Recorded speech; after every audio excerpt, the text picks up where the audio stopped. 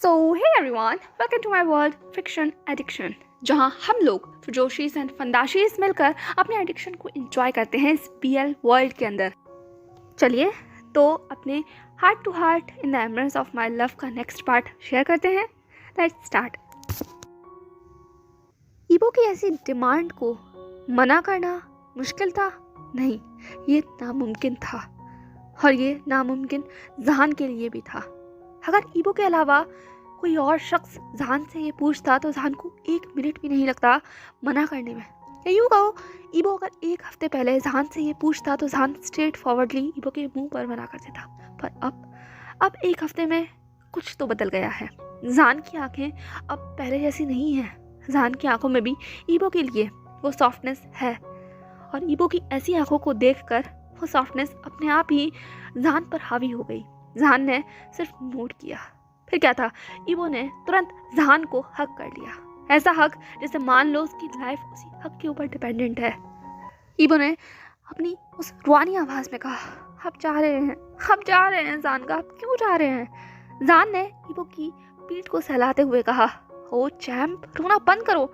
अगर तुम ऐसे रोगे तो लोगों को लगेगा कि मैं तुम्हें बुली कर रहा हूँ। क्या तुम कोई छोटे बच्चे हो? ईबो ने कहा, मैं छोटा बच्चा नहीं हूँ, पर आप मुझे छोटे बच्चों की तरह ट्रीट करते हो। जहान ने ईबो की तरफ देखते हुए कहा, अच्छा तो बताओ, तुम्हारी ऐसी हरकतों को मैं क्या कहूँ? तुम कितने साल के हो? ईबो ने कहा, मैं पूरे 20 ईयर्स का हूँ। और जहान ने कहा, मैं पूरे 24 ईयर्स का।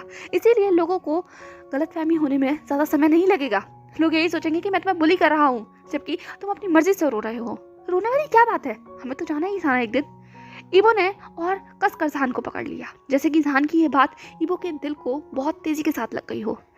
किसी को छोड़ना ईबो के लिए कभी भी आसान नहीं रहा, स्पेशली जब से उसकी मॉम उसकी ज़िंदगी से चली गई। ईबो बहुत छोटा था जब उसकी मॉम इस दुनिया को छोड़कर चली गई थी, और तब से ही ईबो ने अपने आप को जैसे एक शेल में बंद कर लिया था।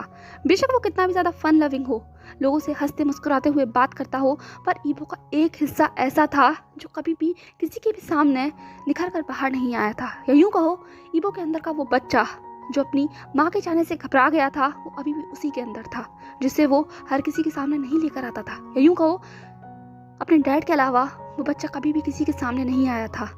आज जहान के सामने वो शायद पहली बार आया था, और जहान से ये डिमांड कर रहा था कि वो ना जाए।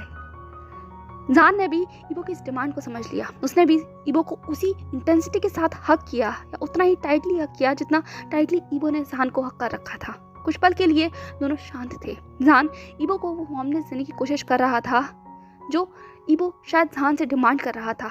कुछ पल की शांति वहाँ सिर्फ शांति नहीं थी, क्योंकि बहुत सारे लोगों की निगाहें उन पर थी, और उसमें से एक जी थी। जी के कंधे पर हाउशान ने हाथ रखते हुए कहा, जी, जहान बदल रहा है। जी ने उस तस्वीर को देखते हुए कहा, हाँ, हमारा जहान बदल रहा है, वो खुल रहा है। या यूँ कहो, कम से कम एक शुरुआत तो मुझे दिख रही है। कुछ पल के बाद जब फाइनली जहान को रियलाइज हो गया कि अब ईबो काम डाउन हो चुका है, तो उसने ईबो को खुद से दूर करते हुए कहा, चलो चलो बस करो, ये रोना धोने का मेलो ड्रामा तुम्हारे ऊपर अच्छा नहीं लगता। तुम तो हमेशा हंसते हुए अच्छे लगते हो, हंसो, चलो हंसो। ये कहते हुए जहान ने ईबो को टिकल करना शुरू किया और उसके पूरे बालों को बिगाड़ दिया। उसके वो नीले से बाल जहान की आंखों में हमेशा से चमकते थे, और उसको वही दिन याद आ गया जब उसने पहली बार ईबो के वो नीले बाल देखे थे। उसे कितना गुस्सा आया था, और अब देखो दोनों कैसे एक दूसरे के साथ हंसते मुस्कुराते हुए बात कर रहे हैं। जहान ने कहा, तुमने वैसे ये बाल इतने नीले करवाए क्यों? ईबो ने अपने बालों को ठीक करते हुए कहा, क्या जहान का, मुझे ये कलर पसंद था, ये कूल लगता है। जहान ने कहा, कूल? तुम मुझे फूल लग रहे हो, और फूल ही लग रहे थे जब मैं तुम्हें फर्स्ट टाइम देखा था, वो तो अब मुझे आदत हो गई है। ईबो ने कहा, सच में? जहान ने कहा, छोड़ो कोई बात नहीं, हाँ तुम पर सूट कर रहे हैं, ये तुम्हारे लिए ही बना है कलर। जैसे तुम इतने ज़्यादा कलरफुल हो, वैसे ही तुम्हारे बाल। बहुत सही, ईबो ने कहा। जहान ने कहा, हाँ गा, ठीक है, इतने वक्त में तुमने मुझे ये आदत डाल दी है। तुम सच में बिल्कुल मेरे छोटे भाई की तरह बिहेव कर रहे हो। एकाएक जैसे ही ईबो ने एक वर्ड सुना, भाई, उसे पता नहीं क्या हुआ, उसने जहान को अपनी तरफ खींचा और जहान की आंखों में आंखें डालते हुए कहा, हम भाई नहीं हैं। जहान ईबो की इतनी अथॉरिटेटिव वॉइस सुनकर जैसे एक पल के लिए स्टन रह गया हो। उसे नहीं पता था ईबो की वॉइस इतनी जल्दी कैसे चेंज हो जाती है। जब भी ईबो जहान से इस तरीके की वॉइस में बात करता है, जहान की मैकेनिज्म जैसे पूरी तरीके से हिल जाता है, उसका माइंड ब्लैंक हो जाता है, और उसकी निगाहें ईबो की निगाहों से हट नहीं पाती। जहान ने कहा, हाँ ठीक है। ईबो ने कहा, ठीक है नहीं, हाँ हम लोग ब्रदर्स नहीं हैं, हम लोग फ्रेंड्स हैं। फ्रेंड्स, समझ आया आपको? क्योंकि मैं रिलेशनशिप में बिलीव नहीं करता, पर हाँ मैं फ्रेंडशिप में बिलीव करता हूँ। चैंग मेरा फ्रेंड है, पर आप भी मेरे फ्रेंड हैं, उतने ही ज़्यादा पक्के, ठीक है? और आप ये बात नहीं भूलेंगे। जान ईबो की ऐसी आंखों को देखकर, उसकी बातों को देखकर अगर घबराया ना हो तो ये कह नहीं सकते। वो सच में स्टंट हो गया था ईबो का इतना चेंजिंग बिहेवियर देखकर। सच में कभी कभी ईबो इतनी जल्दी फ्लिप करता था कि जान को समझने में समय लग जाता था। अचानक से वो चेयरिंग ईबो एक डार्क साइड में कन्वर्ट हो जाता था, और जब भी वो डार्क साइड जान के सामने आती थी, जान कंप्लीटली अपने आप को सबमिसिव होता हुआ महसूस करता था। जान की आंखें और ईबो की आंखें कुछ अलग नहीं होती थी। जब भी जान डार्क साइड में होता था, वो भी बिल्कुल ऐसा ही साउंड करता था जैसे इस वक्त ईबो कर रहा है। वो दोनों कुछ पल के लिए एक दूसरे की आंखों में ही देखते रहे। फिर जान ने खुद को ईबो से छुड़ाते हुए कहा, हाँ हाँ मैं समझ गया, ओके, इतना सीरियस होने की कोई बात नहीं है, हम लोग फ्रेंड्स हैं, ओके, मैंने कहा ना, हम लोग दोस्त हैं। चलो अब चलने का वक्त आ गया है, चलो चलते हैं। जान तुरंत मुड़कर आगे बढ़ने लगा। उसके कदमों की रफ्तार तेज थी और ईबो पीछे खड़ा होकर हंस रहा था, क्योंकि उसने जान के वो पिंक ईयर्स देख लिए थे। वो एक हफ्ते में ये समझ गया था कि जब भी जान एम्बेरेस्ड होता है तो उसके ईयर्स पिंक हो जाते हैं। जैसे ही जान को आगे बढ़ते हुए ईबो ने देखा, वो भागकर तुरंत जान के पास गया, अपने हाथों को इंटरवाइन किया और हिलाते हुए कहा, अब चलते हैं। जान ने सिर्फ ईबो को देखा और अपने हाथों को देखा जो जुड़े हुए थे। फिर वो दोनों शांत होकर अपनी बस की तरफ बढ़ गए। फाइनली हम पांचों लोग बस के तरफ खड़े हुए थे और उनके सामने खड़े हुए थे दो शख्स जो थे चैंग और ईबो। चैंग इस वक्त जीही को देख रहा था। पता नहीं क्या था, बट इस एक हफ्ते में चैंग ने भी एक ऐसे शख्स को खोज लिया था जिसने उसका अटेंशन ले लिया था। कहते हैं ना, ऑपोजिट्स अट्रैक्ट, यही चीज़ इन दोनों के साथ हुई थी। और वहीं दूसरी तरफ ईबो अभी भी वहाँ पर ऐसे खड़ा हुआ था जैसे कि मान लो सिर्फ उसे कहने की देर है और वो जान से गले लगकर फिर से रोने लगेगा। बहुत फास्ट फॉरवर्ड थी ये सब चीज़ें, समझना आसान नहीं था। कोई शख्स किसी से इतने कम समय में कैसे इतना ज़्यादा कनेक्ट हो सकता है। पर कुछ चीज़ें होती हैं, जैसे पहली नज़र का प्यार। किसी शख्स को एक नज़र भर देख लेने से ही इंसान उसके प्यार में डूब जाता है, जबकि वो उसके बारे में कुछ नहीं जानता। वहीं दूसरी तरफ एक चीज़ ये भी होती है, कनेक्शन। एक अनजान शख्स के साथ आप एक ऐसा कनेक्शन महसूस करते हैं, एक ऐसा कंफर्ट महसूस करते हैं जो उसके अलावा आप किसी और के साथ महसूस नहीं कर सकते। आप खुद ब खुद उसकी तरफ खींचे चले जाते हैं। यहाँ समय कोई बाउंड्री नहीं होती। यहाँ ये नहीं मैटर करता कि हम कितने लंबे समय से एक दूसरे को जानते हैं या कितने कम समय से एक दूसरे को जानते हैं, बस मैटर करता है उन दोनों का साथ। और कुछ ऐसा ही था जान और ईबो के साथ। हाँ माना वो दोनों एक दूसरे से कम्प्लीटली ऑपोजिट पर्सनैलिटी थे। जान कोड है, उसको नहीं पता किस तरीके से बात की जाती है, पर ईबो तो एक चीयरफुल पर्सन है, एक ऐसा पर्सन है जिसे हंसना मुस्कुराना आता है, जिसे स्वीट बातें करना आता है, जिसे हर किसी के बीच में घुलना मिलना आता है। वो पानी में नमक की तरह घुलता है। उसकी आंखों के सामने सिर्फ एक ही चश्मा है जिससे या तो ब्लैक नजर आता है या तो वाइट नजर आता है। उसे ग्रे शेड की कोई जानकारी नहीं है। वो ऐसे लोगों से कभी नहीं टकराया जो मैनिपुलेटिव होते हैं, ऐसे लोग जो अपनी जबान पर कुछ रखकर अपने दिल में कुछ रखते हैं। गुसू एक ऐसी जगह है जहाँ पर लोग फ्रेंडली हैं, एक दूसरे की केयर करना जानते हैं। यहाँ शहर जैसी भागदौड़ भरी जिंदगी नहीं है। यहाँ एनवायरनमेंट जितना ज़्यादा शांत है उतना ही ज़्यादा फन लविंग है। यहाँ लोग इंजॉय करते हैं। ये एक टूरिस्ट एरिया है और ईबो की अपब्रिंगिंग हमेशा से ऐसी रही है जहाँ पर उसे हमेशा पॉजिटिव लोग मिले हैं। ईबो को प्यार देने वालों की कमी नहीं है और ऊपर से वो अभी अपनी उम्र के एक अल्लड़पन के पड़ाव पर है। वो पड़ाव जहाँ पर एक यूथ उस दिशा में होता है जहाँ ना तो वो बहुत ज़्यादा मैच्योर होता है और ना ही बहुत ज़्यादा चाइल्डिश होता है। वो बस हर चीज़ को ट्राई करना चाहता है, जो चीज़ नई है बस उसमें डूब जाना चाहता है। ज़िंदगी के नए नए किस्सों को वो सीख रहा है, जहाँ पर वो गिर रहा है, संभल रहा है, पर भागने की इच्छा कभी नहीं छोड़ रहा। ये वो उसी कैटेगरी में है। वो नई नई चीज़ों को ट्राई करता है, हर नई चीज़ उसे अट्रैक्ट करती है। वो खुद एक चमक है और जहाँ उसे चमक दिखती है वो सिर्फ भागता दौड़ता हुआ चला जाता है। नए नए लोगों से बात करना, नई नई चीज़ों को ट्राई करना, एडवेंचर करना, ये सब ईबो की पर्सनैलिटी में बचपन से शामिल है, क्योंकि उसने यही सब किया है। वो अकेला था और अपनी बोर्डम को कंट्रोल करने के लिए वो उम्र से बहुत पहले ही बहुत सारी चीज़ों को ट्राई करने लग गया था जो यूथ के लिए होती हैं। उसकी पॉपुलैरिटी स्कूल में हमेशा से बहुत रही है। लोग उसके आगे पीछे रहते थे। फिर चाहे ये कहो कि वो लैनमैन हुआ का बेटा था, इस गुसू का सबसे अमीर खानदान का इंसान था, या कुछ भी हो, वो इस फेम को एंजॉय करता था, वो इस प्यार को एंजॉय करता था। ईबो को नहीं पता था कि रियल हार्डशिप्स क्या होती हैं। जान और उसका ग्रुप ईबो के लिए वही फन लविंग चीज़ थी और वो उनके साथ इसीलिए इतनी आसानी के साथ कनेक्ट हो गया क्योंकि उन ग्रुप के अंदर ईबो को कुछ नई चीज़ दिखाई दे रही थी और वो और जहान का ग्रुप इसीलिए इतना ज़्यादा करीब आ गया। पर सिर्फ यही वजह नहीं थी, वजह 2 या 4 और भी हो सकती हैं। सबसे पहली वजह ईबो का वो नेचर जो लोगों के साथ घुलना मिलना जानता है बिना किसी स्वार्थ के। उसके बाद ईबो की वो आंखें जिसके अंदर प्योरनेस है, उस प्योरनेस को आप चाह कर भी नज़रअंदाज नहीं कर सकते। उसके चेहरे की वो मुस्कुराहट जो बहुत इनोसेंट है और जब वो कुछ पूछता है या करता है तो आप चाह कर भी उसे नज़रअंदाज नहीं कर सकते, उसे मना नहीं कर सकते। उसकी पपी आइज हमेशा से हर किसी की वीकनेस रह सकती हैं। पर फिर भी जान ने ईबो की उस साइड को अभी तक नज़रअंदाज नहीं किया था जो उनकी फर्स्ट इंटरेक्शन थी, यानी कि वो रोड वाला इंसिडेंट और वो बाथरूम वाला इंसिडेंट वो जान के जहन में अभी भी ताज़ा था। जान ने ईबो को देखकर सिर्फ यही अंदाज़ा लगाया था कि ये इंसान अभी कच्ची मिट्टी की तरह है जिसे ढालने की ज़रूरत है। इसे जैसा सांचा दोगे ये वैसे ही ढल जाएगा। इसकी उम्र और हरकतें चाहे कैसी भी हों पर फिर भी अभी इसके अंदर एक मासूमियत है, एक बचपना है और ये चीज़ जान ने पहचान ली थी। कहीं ना कहीं जान को ईबो के अंदर अपनी कुछ साल पहले की छवि नजर आ रही थी। अगर उस इंसिडेंट को छोड़ दिया जाए तो जान भी कुछ ईबो की तरह ही था। हाँ, उसकी हरकतें वैसी नहीं थी पर एक मासूमियत थी, एक ऐसी मासूमियत जिसका फ़ायदा लोग उठाना जानते थे और लोगों ने उठाया और जान को इस तरीके से बदल कर रख दिया। जान और ईबो के बीच में एक एज गैप था, 4 साल का एज गैप। और ये सिर्फ गैप एज का ही नहीं था, उन लोगों की अंडरस्टैंडिंग्स का भी था, सिचुएशंस का भी था। जान एक स्ट्रगल लाइफ के साथ बड़ा हुआ है, उसकी फैमिली मिडिल क्लास है, उसे कभी भी इतना ज़्यादा पैम्पर्ड नहीं किया गया।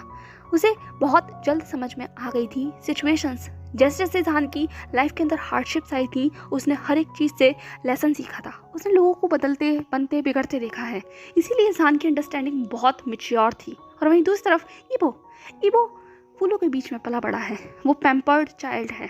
सब उसकी बहुत ज़्यादा केयर करते हैं, यही को वो ज़रूरत से ज़्यादा केयर करते हैं।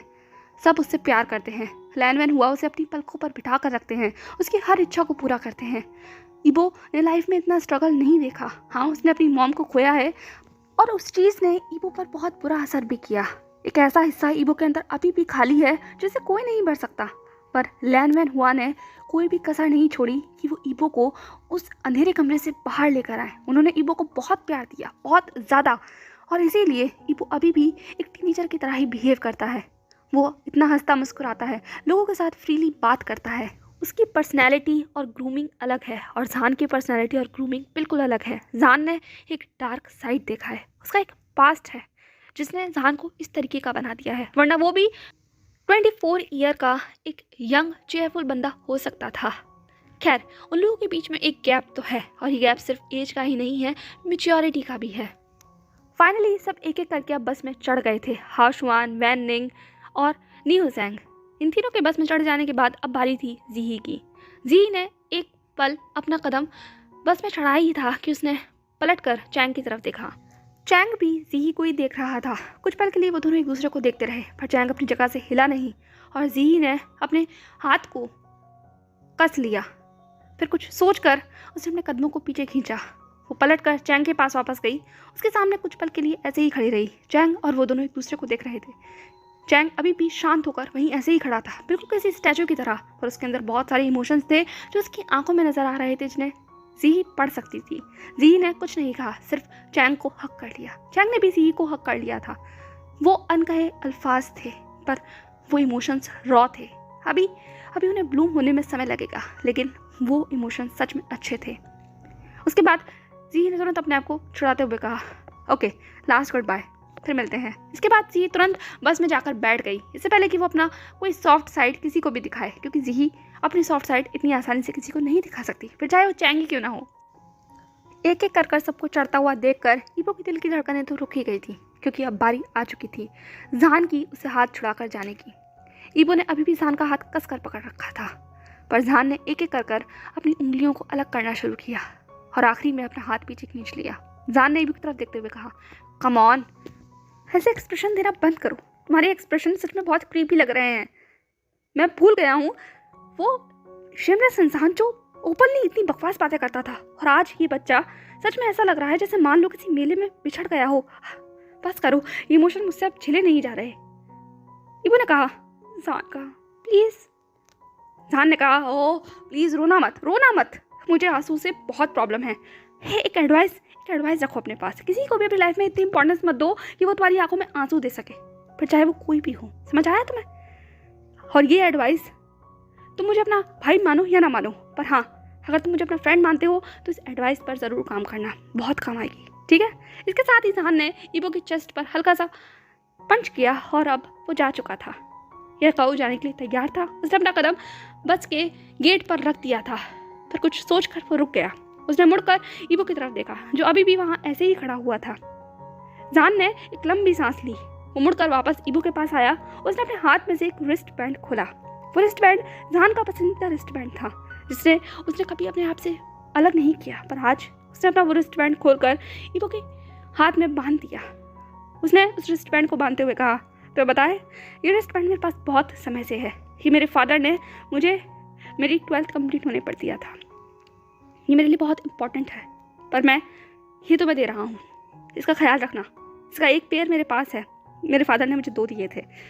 कहा था किसी ऐसे इंसान को देना जो तुम्हें अच्छा फील कराए, और तुमने मुझे इसे 1 हफ्ते में काफ़ी अच्छा फील कराया। इस रिस्ट बैंड को मैं तुम्हें दे रहा हूँ, अब इसको पहना दिया है, मुझे रिग्रेट फील मत कराना, ओके? खुश रहो। खुशी तुम्हारे चेहरे पर अच्छी लगती है। मैं हर किसी को कॉम्प्लीमेंट नहीं देता, और इतनी सारी बातें तो मैं एक साथ बोलता भी नहीं जितनी मैंने एक साथ आज बोल दी है। ईबो अभी भी इमोशनल हो गया था। उसने तुरंत जान को वापस हक कर लिया। जान ने भी लास्ट गुड बाय के लिए ईबो को हक कर लिया था। कुछ पल के लिए दोनों ऐसे ही हक कर वहाँ खड़े रहे। ईबो ने अपनी उस इमोशनल वॉइस में कहा, आप मुझे भूलेंगे नहीं ना? जान ने कहा, तुम्हें मैं कैसे भूल सकता हूँ? तुम तो एक रोने वाले पपी हो, जो रोते हो इस तरीके से, बिल्कुल बच्चों की तरह। ईबो ने कहा, मुझे बच्चा कहना बंद कीजिए, मैं आपसे ज़्यादा स्ट्रांग हूँ। समझ में आया आपको? जान ने कहा, हाँ समझ गया मैं, पर बस करो, अब और कितना रोगे? तुमने पूरी जैकेट खराब कर दी मेरी। ईबो ने और ज़्यादा अपने उस फेस को जान की जैकेट से रब किया। जान की जैकेट पर ईबो के सारे आंसू लग चुके थे, पर जान ने कुछ नहीं कहा। वो बहुत हाइजेनिक पर्सन है, लेकिन ईबो के इतने मैसी काम को भी वो बर्दाश्त कर रहा था, हंसकर बर्दाश्त कर रहा था। फाइनली ईबो ने अपने लिप्स को जान के ईयर के बहुत करीब ले जाकर कहा, जान का मुझे भूलिएगा मत, हम लोग कांटेक्ट में रहेंगे, ओके? ईबो की आवाज़ इतनी ज़्यादा सॉफ्ट थी, वार्म थी, या यूँ कहो अजीब थी, कि जान अपनी पूरी बॉडी के अंदर एक सेंसेशन को महसूस कर गया। एक करंट की तरह वो वॉइस जान के अंदर दौड़ गई थी, और ये चीज़ जान अपने हाथ पर उठे हुए उस गूज़बम्स से महसूस कर सकता था। कुछ पल के लिए जान पूरी तरीके से शांत हो गया, उसका गला सूख गया था। उसने अपने आइज़ को कितनी बार ब्लिंक किया, और फाइनली अब ईबो को तुरंत अपने आप से अलग किया, और बिना ईबो की आंखों में देखे हुए उसने कहा, हम बाद में मिलेंगे, ओके? ठीक है, तो वो तुरंत भागकर अपनी बस में गया और जाकर अपनी सीट पर बैठ गया, बिना ईबो को दोबारा देखे हुए, क्योंकि उसे पता था कि अगर उसने ईबो को देखा तो जो भी इमोशंस उसकी आंखों में इस वक्त नजर आ रहे हैं वो ईबो पढ़ लेगा, और ये वो नहीं चाहता था। ईबो जान को जाता हुआ देखकर फाइनली वहाँ पर ऐसे ही खड़ा रह गया, डम्फाउंडेडली। चैंग ने आकर पीछे से उसके हाथों में हाथ देते हुए कहा, बस करो, और भगवान के लिए मुझे शौक देना बंद करो। तुम पहले मुझे चौंकाते थे, पर इन कुछ दिनों में तो तुमने मुझे पूरी तरीके से पागल कर दिया है। मैं पहचान नहीं पा रहा हूँ कि तुम वही लान वांग ईबो हो जो इस ट्रिप से पहले मेरे साथ रहा करते थे। सीरियसली तुम अनबिलीवेबल हो ईबो, अनबिलीवेबल। चैंग बोल रहा था, पर ईबो कुछ नहीं सुन रहा था, क्योंकि उसकी निगाहें तो उसी बस पर टिकी हुई थी जो बस चलने ही वाली थी, और अब कुछ सेकंड में वो चल गई। फाइनली सारे ग्रुप ने अपनी अपनी विंडो से बाहर निकलकर एक लास्ट गुड बाय किया। जी ने ईबो की तरफ वेव करते हुए कहा, बाय स्वीट हार्ट, अपना ख्याल रखना, और हाँ मुझे कॉल करना मत भूलना, मैंने तुम्हें वीचैट पे ऐड कर लिया है। Bye bye bye bye bye bye bye. ये कहते के साथ ही जी हंसने लगी। वहीं हाउसवान ने कहा, हे चैम्प, तुम सच में बहुत अमेजिंग हो और कूल हो। वेंडिंग और न्यूज़ैंग ने भी इसी तरीके से ईबो को हंसकर मुस्कुराकर विदा किया, बट ईबो को जिसका इंतजार था वो था जान, जो कि ना ही ईबो को बाय करने के लिए उस विंडो से बाहर आया और ना ही उसने अपनी शक्ल को दिखाया, और बस ईबो की आंखों से एक एक कर दूर होती चली गई, और इतना दूर कि अब तो वो दिखनी भी बंद हो गई थी। ईबो की आंखों में हल्की सी आंसू की परत थी, और एक अजीब सा एहसास, जैसे किसी बहुत अपने का दूर जाने का एहसास हो। वहीं दूसरी तरफ जान बस में अपनी जगह पर बैठा हुआ था। वो रास्ते को आगे बढ़ते हुए देख रहा था, अपने ही ख्यालों में खोया हुआ, दुनिया में सबसे अलग, सबसे शांत, बिल्कुल अकेला। जी कुछ देर के बाद जहान के बगल में आकर बैठ गई। जहान को एहसास भी नहीं हुआ कि जी कब उसके बगल में आकर बैठ गई है और कितनी देर से उसे देख रही है। फाइनली जी ने जहान के कंधे पर टैप करते हुए कहा, किसी सोच में हो? जहान ने बिना जी की तरफ जवाब देते हुए कहा, नहीं बस थोड़ा थक गया हूँ। और ये रास्ता कितना खूबसूरत है, कितना शांत है। जी ने कहा, तुमने उसे बाय नहीं किया। पता है हम सबको वो बाहर देखकर खुश नहीं था, वो सिर्फ तुम्हें देखना चाहता था, उसकी निगाहें तुम्हें ढूंढ रही थी। जहान ने कहा, वो सिर्फ एक टीनेजर है, एक इमेच्योर बेबी जो अभी तक बड़ा नहीं हुआ। बेशक उसकी उम्र बढ़ गई हो पर वो अभी भी बच्चा है। जी ने कहा, हाँ ये बात तो सच है, वो अभी भी एक बच्चा है। जी ने अपने मन में कहा, एक ऐसा बच्चा जिसने तुम्हारे चेहरे पर मुस्कुराहट लाना सिखाया, एक ऐसा बच्चा जिसने तुम्हारी जिंदगी में हल्के से रंगों को जगा दी, एक ऐसा बच्चा जिसने तुम्हारी आंखों में चमक दी, एक ऐसा बच्चा जिसने तुम्हें वापस वही जहान बनाया जो जहान हम बहुत पहले भूल चुके थे। इस एक हफ्ते में मैंने उस जहान को वापस देखा जिसे मैं हमेशा से याद करती हूँ। पर अफसोस जी ही अपने इन ख्यालातों को अल्फाज नहीं दे सकती थी, इसीलिए उसने हंसकर कहा, हाँ वो बच्चा है, ऐसा बच्चा जिसकी तुम परवाह करते हो। जी के चेहरे पर मुस्कुराहट थी, पर जैसे ही जहान ने ये बात सुनी उसने तुरंत जी की तरफ मुड़कर देखा। उसका फेस कोल्ड था, डार्क था। उसने कहा, विजान ने परवाह करना छोड़ दिया। जी के चेहरे पर जो मुस्कुराहट थी वो जैसे एकाएक कहीं गायब हो गई हो, पर फिर भी उसने उस मुस्कुराहट को बरकरार रखने की कोशिश करते हुए कहा, कम ऑन जहान, वो सिर्फ एक इमेच्योर बेबी ही नहीं है, वो प्योर है, इनोसेंट है। तुम जानते हो ये बात? क्या तुम इस एक हफ्ते में उसे समझ नहीं पाए? तुम लोगों को बहुत बेहतर तरीके से समझ सकते हो, शायद हम सब में सबसे ज़्यादा बेहतर तरीके से। जहान ने कहा, हाँ मैं समझ सकता हूँ, मैंने देखा कि वो इनोसेंट है, प्योर है, पर क्या फ़ायदा इस इनोसेंट और इस प्योरनेस का? दुनिया इनोसेंट और प्योर नहीं है, ये दुनिया उसकी कदर नहीं करती, समझ में आया? और नहीं कदर करेगी। अगर वो ऐसे ही बेवकूफ़ों की तरह अपनी ज़िंदगी को जीता रहा, किसी भी अनजान शख्स को अपनी ज़िंदगी में अहमियत देता रहा, तो वो एक दिन पत्थर की तरह बन जाएगा। पत्थर, समझ में आया? बिल्कुल मेरी तरह। इसके आगे मुझे तुम्हें कुछ कहने की ज़रूरत नहीं है और मैं अब थोड़ा सा आराम करना चाहता हूँ, तो कैन यू? बस आगे कुछ कहने की ज़रूरत ही नहीं थी। जी ठंडी पड़ गई। जहान के अल्फाज जी के जहन के अंदर तक गूंज गए थे। कुछ बातें थी जो जहान ने कह दी थी और कुछ अनकही बातें थी जिसे जी समझ गई थी। वो बस जहान को वहीं छोड़कर उसके कंधों पर हाथ रखकर कुछ देर वहाँ रुककर फिर अपने कदमों को बढ़ाकर वहाँ से चली गई। जैसे ही जहान ने देखा कि जी जा चुकी है, उसने अपनी आंखों को बंद कर लिया और उस ठंडी हवा को अपने चेहरे पर महसूस करने लगा, जो हवा शायद उसे सुकून दे सकती थी, उसके दिल में उठ रहे इस अजीब से ख्यालात को शांत कर सकती थी। क्योंकि इतने सालों के बाद बिल्कुल किसी अपने ही जैसे शख्स को उस उम्र के पड़ाव पर देखना जहान के लिए आसान नहीं था। ईबो जहान को उसकी खुद की याद दिलाता था और यही चीज़ों से परेशान करती थी या परेशान कर रही थी। खैर, यह सफ़र तो यहाँ ख़त्म हो चुका था, पर क्या किसी एक नए सफ़र की शुरुआत यहाँ से हो गई थी? उस दोस्ती को जिसको अभी भी जहान पीछे छोड़कर आया है और शायद जिसको निभाना भी वो चाहता हो या नहीं चाहता हो, कह नहीं सकते, पर क्या ईबो वाकई में जहान का पीछा इतनी आसानी से छोड़ देगा? या जहान ईबो को उतनी केयर से आगे भी जगह दे पाएगा जब वो अपनी ज़िंदगी में, पुरानी ज़िंदगी में शामिल हो जाएगा? क्या वो दोनों वापस टकराएंगे, वापस मिलेंगे? और अगर मिलेंगे तो क्या सिचुएशन सिर्फ दोस्ती की तक ही रहेगी या उनके बीच कुछ बदल जाएगा? ये सब कुछ तो भविष्य की बात थी, जो भविष्य में होना था, क्योंकि वो किसी ने नहीं देखा। पर अभी भूली बिछड़ी यादों को लेकर, एक अजीब से एहसास को लेकर एक सफ़र जहान तय कर रहा था और एक सफ़र ईबो को तय करना था। चलिए देखते हैं आगे क्या होगा। क्या ये सिर्फ अजनबी बनकर रह जाएंगे जो कुछ पल में मिले, दोस्त बने और फिर अपने अपनी जगहों पर निकल गए, या इनके दिल से लेके दिल तक का कोई अलग ही रास्ता तय होगा? देखते हैं in the एम्बर्स of my love में आगे क्या रखा है। अगर आपको आज का वीडियो पसंद आया हो तो प्लीज़ कमेंट सेक्शन में मुझे ज़रूर बताइएगा। वीडियो को लाइक कीजिएगा, शेयर कीजिएगा और या चैनल को सब्सक्राइब किए बगैर मत जाइएगा। मिलते हैं नेक्स्ट पार्ट में, तब तक के लिए stay safe, stay happy and या thanks for watching. Bye bye.